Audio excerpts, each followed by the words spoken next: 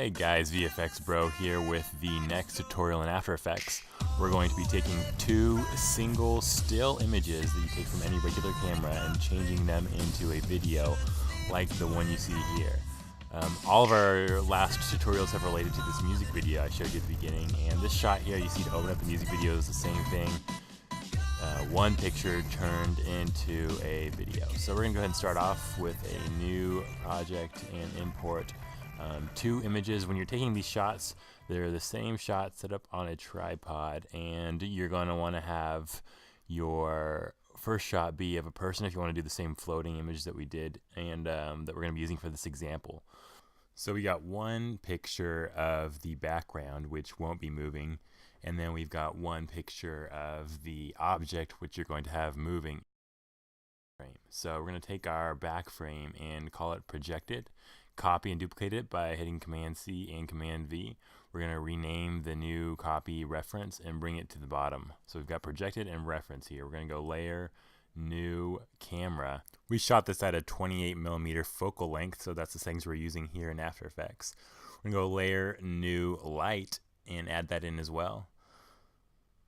Then we're going to go layer, new solid. And we're going to make our solid a white color. Hit OK and add those three new elements into our composition. Now we're going to go over to our effects and type in grid. Go down to where it says generate. Grab the grid and put it on top of our new solid layer. Then we're going to go to our border, make it a little bit thicker, 30 or 6 or so, looks pretty good. And then we're going to make it a 3D object. We're going to select our projected image and make that 3D as well. Now we're going to take our camera, hit P for position, and click on the position and copy it by hitting Command C, and then we're going to paste it to the light by hitting Command V, and then select the projected and paste it to the projected as well by hitting Command V while projected is selected. Let's go over to our View tab and select a 2-view position mode. We're going to select the projected now that we're looking at the top view here on the left, and we're going to move the projected image slightly in front of the camera right there. So we can see here that it's filling the frame up too big, so we're going to go to our scale by hitting S and scaling it down so that it fits into our frame. Let's go back to one view and drag it up so that it fits exactly into the composition size that we have originally set. Let's go ahead and select the projected and pick whip it to the camera. So as we move the camera, the projected and the light will also move with the camera, which we have just pick whipped. We're going to turn off our projected image now. And we're going to take our grid and kind of set up a 3D world that's similar to the picture we've taken. Now when you're taking this picture, you want to make sure that it has very straight edges. So alleyways are very good, floors, dumpsters as we see here, all of these edges are very straight. So you have to make sure that your background is very straight when you're setting up this shot.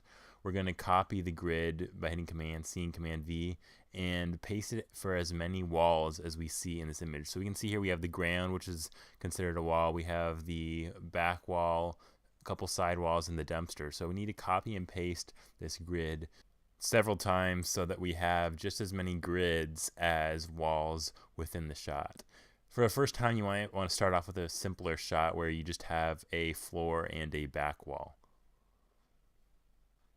We're going to move this back just so that we kind of set up a similar scene to the picture that we have here. Move that back there, kind of line it up.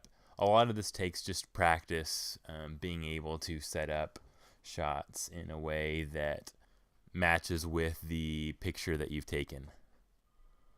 Let's go ahead and move that up. We're going to hit the W button is a very useful cue that allows us to quickly access the rotation of the grid. Let's go back to our single view here, and we're going to hit the C button to change the camera perspective and move it around so that it matches with our picture.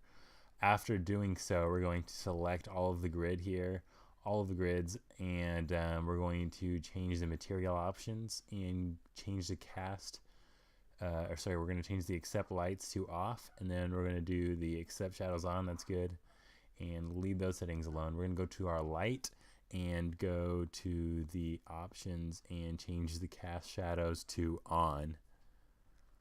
And then finally we're going to go to our projected image, go into the material options and change the cast shadows to only and put our light transmission to 100%. So now basically we're shining a light through that first projected image and it's being casted onto this grid here that we set up.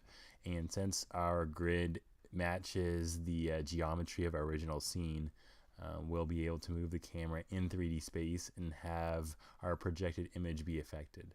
After turning our reference image off and our projected image on, we're going to select all of the grid and turn off the effects here.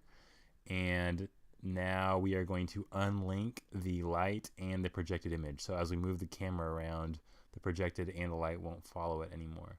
We're going to go to our composition settings and change in the advanced render settings to options, comp size. We're going to make it 4000 or the greatest that it can be.